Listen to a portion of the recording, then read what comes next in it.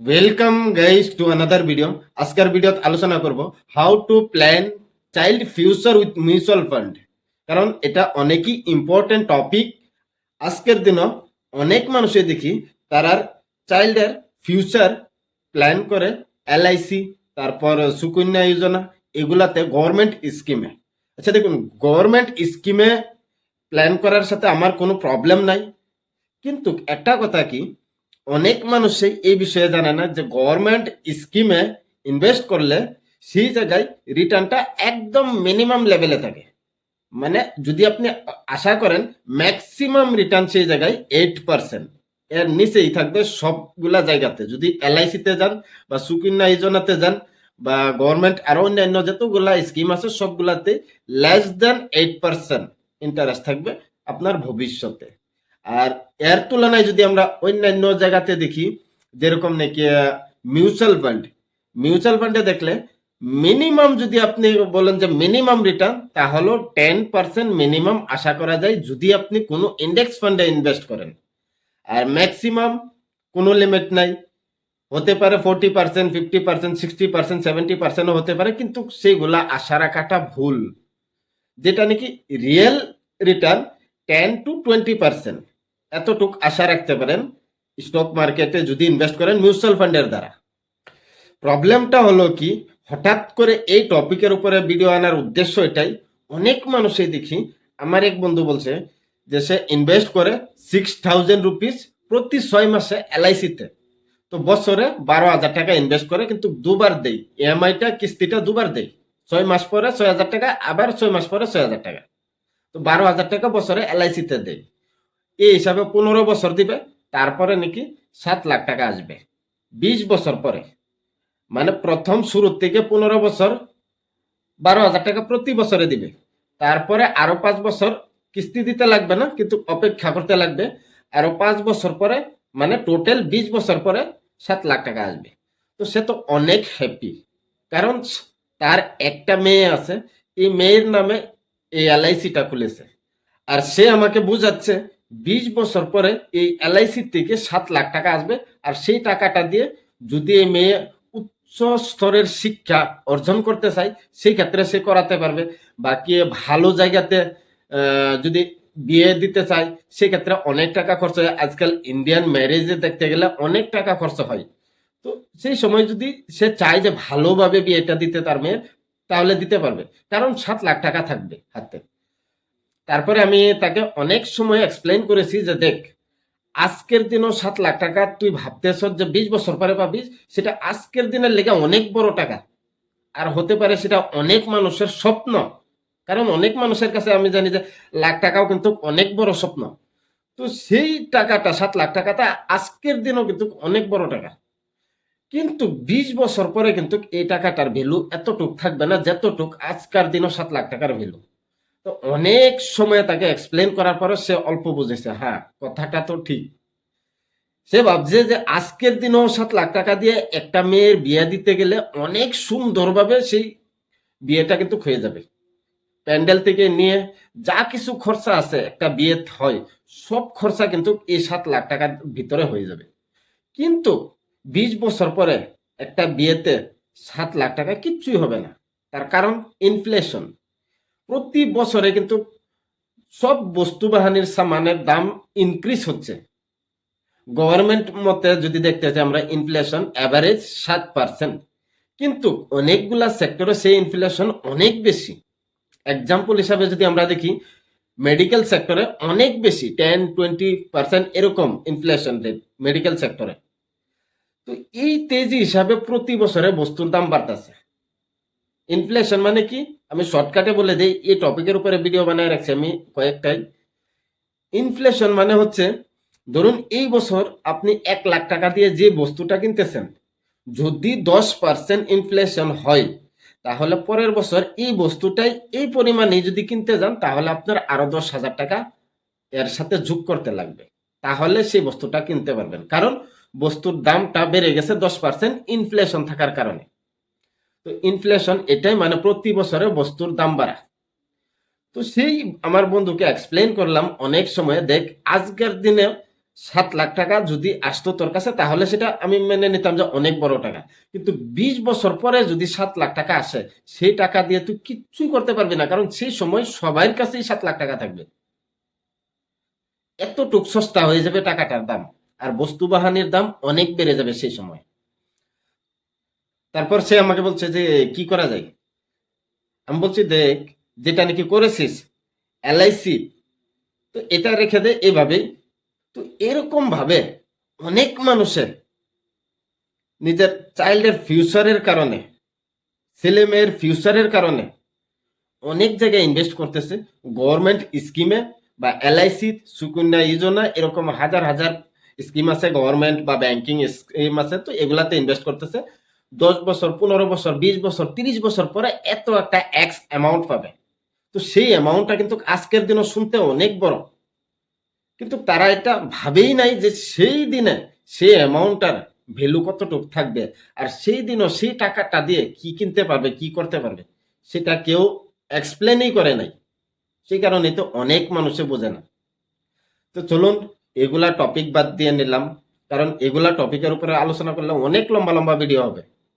তো চলুন গিয়ে দেখি, আমরা মিউচুয়াল ফান্ডে যদি আমরা 500 টাকা করে যদি নিজের ছেলে মেয়ে তারার ভবিষ্যতের জন্য ইনভেস্ট করি, যে 20 বছর পরে বিয়ে শাদী হবে বা ভালো ডিগ্রি নিবে, সেই সময় ভালো একটা অ্যামাউন্টের দরকার হবে, সেই জন্য যদি ইনভেস্ট করি 500 টাকা করে, তাহলে চলুন গিয়ে দেখি স্ক্রিনে কতটুক হতে পারে।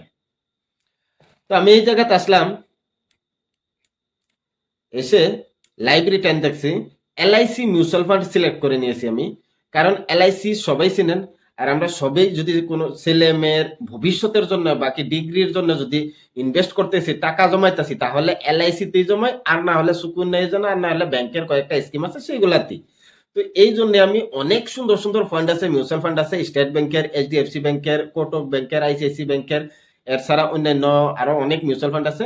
কিন্তু আমি নিয়েছি এলআইসি মিউচুয়াল ফান্ড, কারণ সবাই চিনেন বুঝেন, যারা নাকি চাইল্ড ফিউচারের জন্য ইনভেস্ট করেন, ছেলে মেয়ের ভবিষ্যতের জন্য ইনভেস্ট করেন, বেশিরভাগ ইনভেস্টমেন্ট কিন্তু এলআইসিতেই যায়।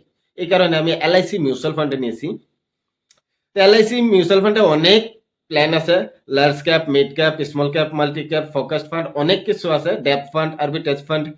তো এগুলার থেকে আমি নিয়েছি এলআইসি স্মল ক্যাপ, কারণ আমরা জানি যদি লং টার্মের জন্য ইনভেস্ট করি, মোর দেন 10 ইয়ার্স, যদি এতটুকু সময়ের জন্য ইনভেস্ট করি, 10 ইয়ার্স এর বেশি, 15, 20, 25, তাহলে লং টার্মের মাঝে দেখা যায় স্মল ক্যাপে সবের থেকে বেশি রিটার্ন দেয়। এই জন্য আমি স্মল ক্যাপ সিলেক্ট করে নিয়েছি। এই জায়গায় দেখুন, এলআইসি মিউচুয়াল ফান্ডটা চালু হয়েছিল 2017-র 6 মাস 29 তারিখে।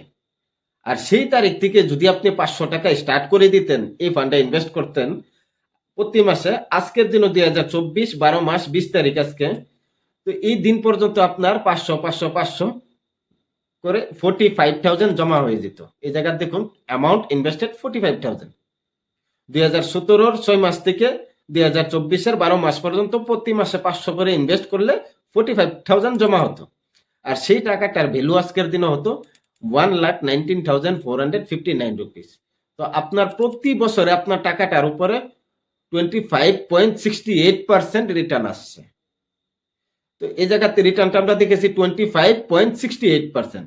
তো আমরা হিসাব করব 15-20 বছরের, কারণ যেহেতু আমরা ছেলে মেয়ের ভবিষ্যতের জন্য ইনভেস্ট করব, তাহলে লং টার্মের জন্য ইনভেস্ট করব 18-20 বছরের জন্য, তাহলে 20 বছরের ক্যালকুলেশন করতে হলে আমি যাব এসআইপি ক্যালকুলেটরে, কারণ এই জায়গায় 20 বছরের ডেটা নাই এলআইসি স্মল ক্যাপ ফান্ডের, কারণ এলআইসি স্মল ক্যাপ ফান্ডটা চালু হয়েছে 2017-র 6 মাসে। তো 2017 থেকে 2024 পর্যন্ত ডাটা আছে। তো এই টাইমের মাঝে আমরা দেখেছি ক্যালকুলেট করে 500 টাকা করে ইনভেস্ট করলে 25% রিটার্ন দিয়েছে, 25%-এর উপরে দিয়েছে দেখুন এই জায়গা। তো আমি 25%ই ধরে নিছি।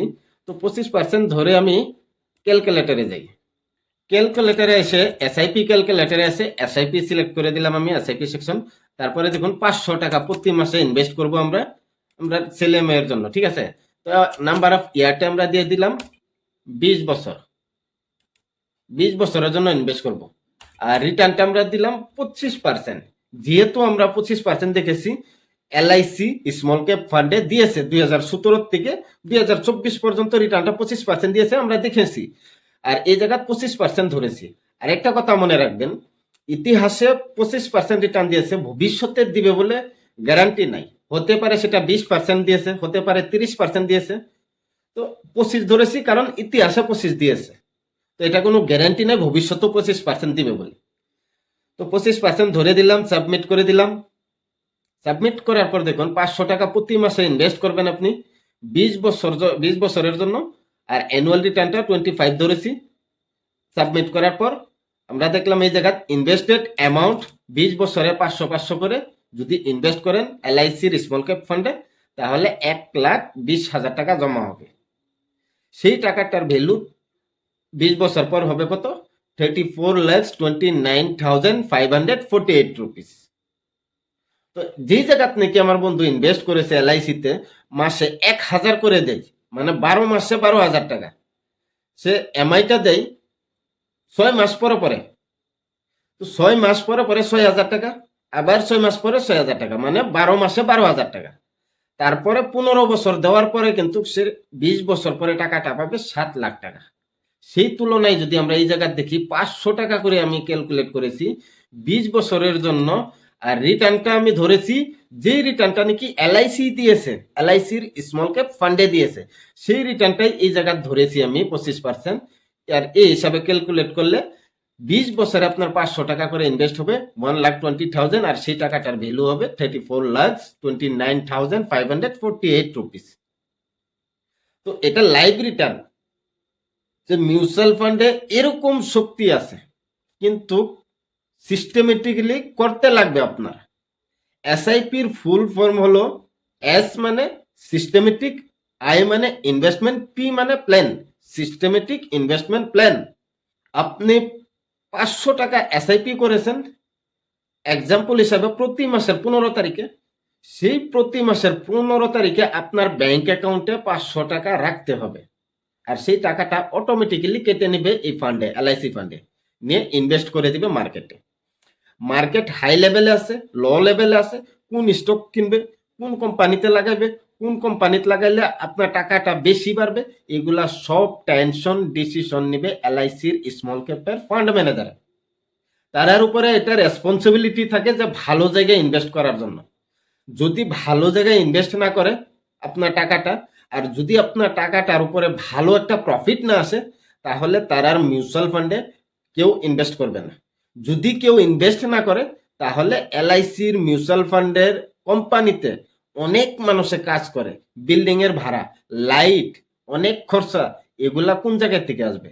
আপনি, আমি আর আমার মতন আপনার মতন অনেক লাখ লাখ মানুষে ইনভেস্ট করে এলআইসির মিউচুয়াল ফান্ডে, সেই জায়গা থেকে একটা ফিস নেই এলআইসি, যেটাকে নাকি আমরা বলি এক্সপেন্স রেশিও। তো এই ফিস দিয়েই তো তারা চলে। তো যদি তারা যদি ভালো রিটার্ন না আনতে পারে, তাহলে আমিও ইনভেস্ট করবো না, আপনিও করবেন না। কারণ এরকম ফান্ড আরো অন্যান্য অনেক আছে, ভালো ভালো fund, Axis fund, HDFC fund, ICICI fund, তারপর স্টেট ব্যাংকের ফান্ড, কোটকের ফান্ড, আরো অনেক ফান্ড আছে, সেগুলাতে ইনভেস্ট করব। তো এগুলা বিষয়ে টেনশন নেওয়ার দরকার নাই, আপনার টাকাটা ভালো জায়গাতে ইনভেস্ট করবে, কারণ এটা তারা রেসপন্সিবিলিটি, দায়িত্ব। যদি তারা ভালো রিটার্ন আনতে পারে, তাহলে অনেক মানুষের তারা মিউচুয়াল ফান্ডে, এলআইসির মিউচুয়াল ফান্ডে ইনভেস্ট করবে, আর সেই জায়গায় এলআইসি ডাইরেক্ট বেনিফিট হবে, কারণ তারা ফিসটা বেশি পাবে। যদি আপনার ছেলে মেয়ে আছে ছোট ছোট, তার ভবিষ্যৎ নিয়ে চিন্তা করছেন আপনি, যে ভবিষ্যতে কি হিসাবে ডিগ্রি নেবেন, অনেক টাকা লাগবে, এগুলার বিষয়ে টেনশনে আছেন, তাহলে শুরু করুন আজকের থেকেই। তার ভবিষ্যৎটা নিজের হাতে লেখা স্টার্ট করুন। মাত্র 500 টাকা করে যদি আপনি স্টেট ব্যাংকের স্মল ক্যাপে ইনভেস্ট করেন, বা আইসিআইসি ব্যাংকের স্মল ক্যাপে ইনভেস্ট করেন, এইচডিএফসি ব্যাংকের স্মল ক্যাপে ইনভেস্ট করেন, বন্ধন ব্যাংকের স্মল ক্যাপে ইনভেস্ট করেন, এলআইসির স্মল ক্যাপে ইনভেস্ট করেন, তাহলে লং টার্মের মাঝে 20 বছর পরে এই যে এই জায়গা দেখেছি আমরা ক্যালকুলেট করে 34 লাখ এরকম একটা অ্যামাউন্ট আসতে পারে। তো যদি আপনি এরকম একটা অ্যামাউন্ট পেতে চান আপনার ছেলে মেয়ের জন্য 20 বছর পরে, তাহলে আজকের থেকে প্ল্যানিং স্টার্ট করে দেন। আশা করি ভিডিওটা অনেক কিছু শিখেছেন। আর যদি ভবিষ্যতে স্টক মার্কেটের বিষয়ে, মিউচুয়াল ফান্ডের বিষয়ে, ফাইন্যান্সের বিষয়ে শিখতে চান, জানতে চান, তাহলে যদি ফেসবুকে দেখছেন ভিডিওটা ফলো করবেন পেজটাকে, যদি ইউটিউবে দেখেন তাহলে সাবস্ক্রাইব করবেন চ্যানেলটাকে। ধন্যবাদ।